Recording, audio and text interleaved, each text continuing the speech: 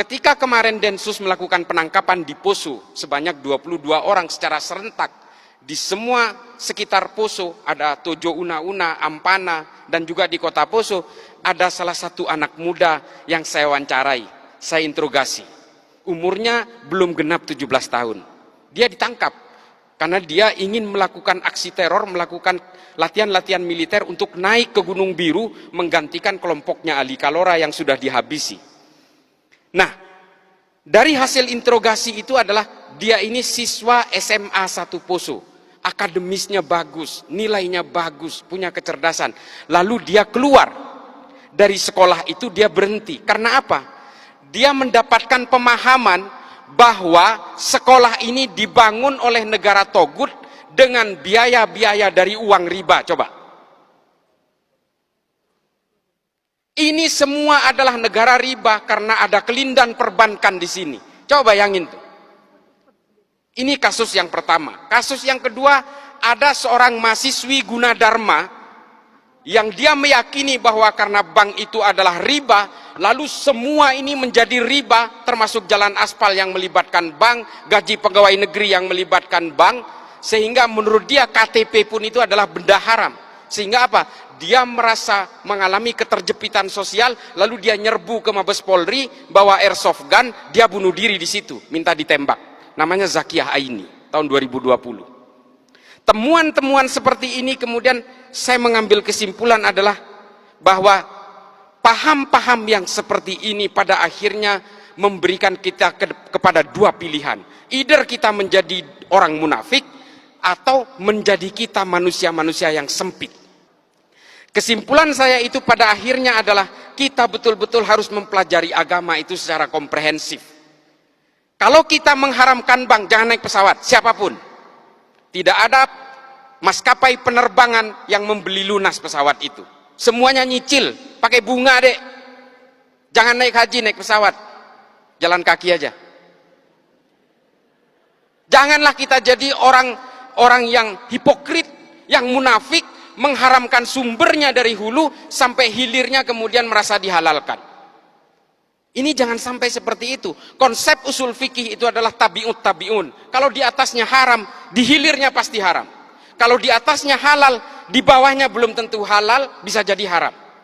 Legen, tua, cuka. Halal, haram, halal. Tapi kalau di atasnya haram, ke bawahnya haram semua. Bir sepakat, kita haramkan. Bir ya. Kalau kalian jadi tukang parkir di pabrik bir, haram juga penghasilannya. Itu loh konsep usul fikih.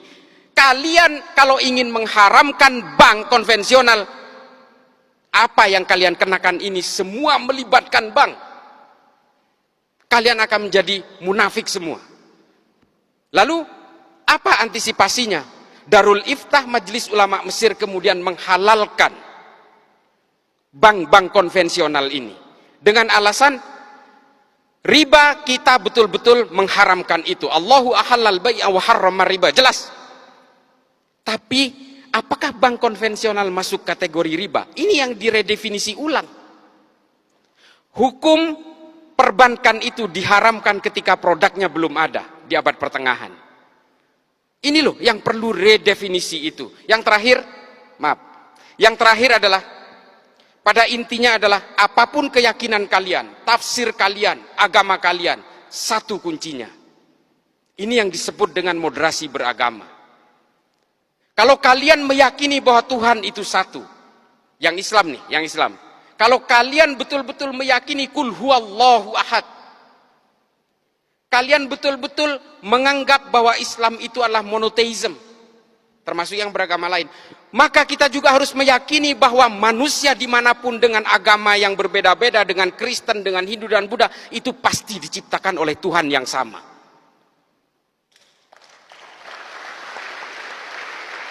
Ini tolong kalian rekam. Kalau kalian ini diciptakan oleh Tuhan yang sama, lalu untuk apa kalian itu bertikai dengan keyakinan dan keimanan itu? Itu loh kuncinya. Itu yang disebut moderasi beragama. Moderasi beragama ini bukan sekuler, bukan liberal, bukan. Tetaplah kalian dengan keyakinan-keyakinan agama dan tafsir-tafsirnya itu. Satu saja, jauhi kebencian, jauhi kekerasan, jaga nama baik agama masing-masing, supaya apa? Supaya agama kalian ini tetap menjadi daya tarik. Kalau agama kalian ini lebih identik dengan kekerasan, kebencian, caci maki dan sebagainya, jangankan orang yang berbeda agama yang mau tertarik dengan agama kamu, orang yang seagama dengan kamu aja bisa saja meninggalkan agamanya. Kita selalu mencatat bahwa ada orang non-Islam masuk Islam. Oh, kita girang banget. Sinead O'Connor masuk Islam. Wah, keren. Marcel Siahaan masuk Islam, keren. Kita hanya menghitung secara statistik orang non-Islam yang mengkonversi agamanya ke dalam agama Islam. Tapi kita tidak pernah mencatat orang Islam yang keluar dari Islam, tidak pernah ada prosesinya. Tidak pernah ada statistiknya, karena KTP-nya tetap Islam, tapi dia sudah menjadi agnostik atau menjadi ateis. Kenapa? Karena Islam selalu digambarkan dengan kekerasan-kekerasan dan kebencian, membid'ahkan satu sama lain, mengkafirkan satu sama lain, sehingga hidupnya seperti pepat dan sempit.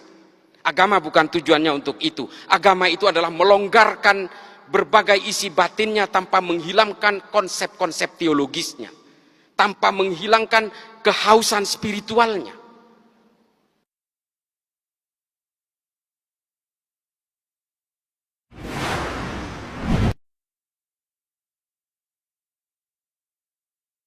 Apakah agama ini memang diciptakan untuk saling membenci?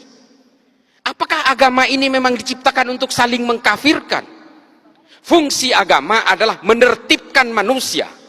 Kalau kemudian ada orang yang dengan memeluk agama, memeluk keyakinan agama, tiba-tiba dia tidak merasa tentram, gelisah dengan keimanan orang lain, ingin mengkafir-kafirkan orang lain, bukan salah agamanya, salah tafsirnya.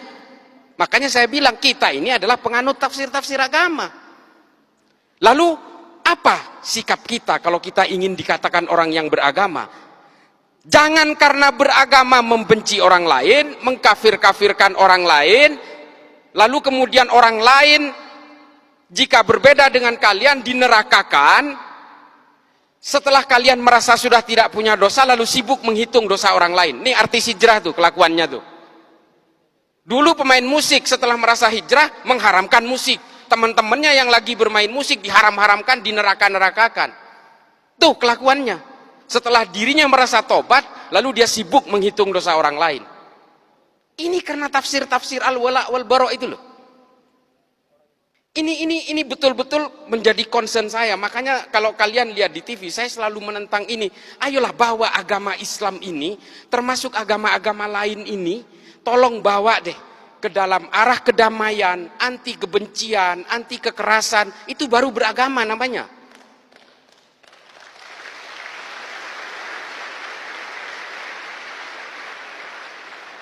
Memang terorisme has no religion. Terorisme tidak ada agamanya.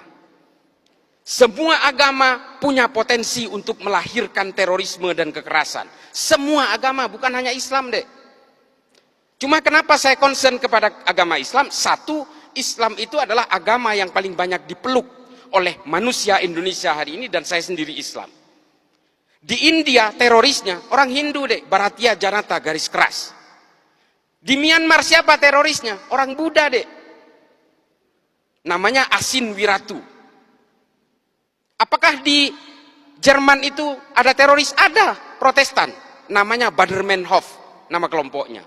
Apakah di Amerika tidak ada teroris? Ada deh, namanya White Supremacy, Ku Klux Klan, FARC, Antifa. Tidak ada teroris Islam di sana, itu sedikit. Makanya yang nyerang 9/11 itu dari Saudi semua. Saya ada di sana waktu itu. Saya tinggal di Amerika kurang lebih 6 tahun. Ketika 9/11 saya tinggal di sana. Saya dulu pernah terpapar dengan ajaran-ajaran Ma'alim fil Thoriq ini. Saya meyakini bahwa kalau Islam ingin berjaya, maka Islam harus tegak secara politik. Itu keyakinan saya dulu. Kalau lihat Gus Dur di TV, saya matikan TV-nya. Ini antek Yahudi ini. Saya dulu begitu. Ketika ada orang-orang Islam yang moderat, wah saya matikan TV-nya. Cak Nur apalagi, paling saya benci itu. Nurholis Majid, Allah yarham. Buya Syafi'i Ma'arif, saya ganti channelnya, saya mending nonton yang lain. Itu dulu saya seperti itu.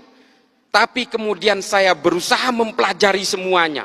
Saya baca buku kanan, buku kiri, buku tengah, saya baca semua. Das Kapital saya habiskan. L'état de Révolution saya habiskan. Ma'alim fil Thoriq, Jahilatul Qarnil Isrin, saya baca semua. Hingga akhirnya apa? Kepala saya menjadi melting pot dari kesadaran-kesadaran kognitif bahwa manusia dan takdir-takdir keimanannya ini selalu berbeda. Kalau saya lahir di Meksiko, saya pastikan 1000% saya Katolik. Saya tidak bisa nantang soal hidayah.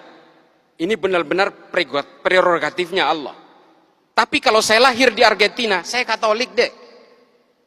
Lalu kemudian dengan takdir-takdir kelahiran itu, apakah kita kemudian seolah-olah, oh karena saya Islam, sejak lahir saya Islam, maka saya yang akan paling menghuni surga. Kalau orang yang berbeda dengan saya pasti masuk neraka. Selalu punya niatan-niatan seperti itu. Demikian juga dengan orang yang Kristen, kalau kalian mau percaya. Orang yang Katolik juga begitu kok. Inilah konsep-konsep dasar keyakinan itu. Lalu, apakah saya menganggap semua agama benar? Bukan itu konsepnya. Setiap orang yang memeluk agama pasti menganggap keyakinannya paling benar.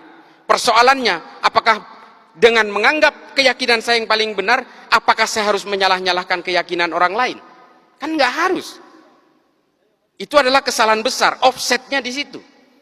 Dengan mengatakan istri saya cantik, saya tidak harus mengatakan istri orang lain jelek kok. Ini loh analoginya. Maka kemudian Habib Ali Al-Jufri membuat sebuah buku, judulnya Al-Insaniyah Qoblat Tadayyun. Mengenal kemanusiaan lebih dulu sebelum mengenal agama. Karena apa? Kelahiran kita dan konsep-konsep keimanan ini berbanding linier. Kita beragama Islam karena lahir dari negara dengan mayoritas Islam dan dari orang tua beragama Islam. Kalau kita ini lahir di negara-negara dengan beragama Hindu misalnya, di India, kita lahir di Jammu misalnya, bisa jadi kita ini Hindu. Atau lahir di Bali, bisa jadi Hindu. Sementara kita tidak pernah ditawarkan mau lahir dari orang tua beragama apa. Tiba-tiba kita lahir brojol Islam, ikut keimanan orang tua, lalu I'm the man. I'm the holder of universe.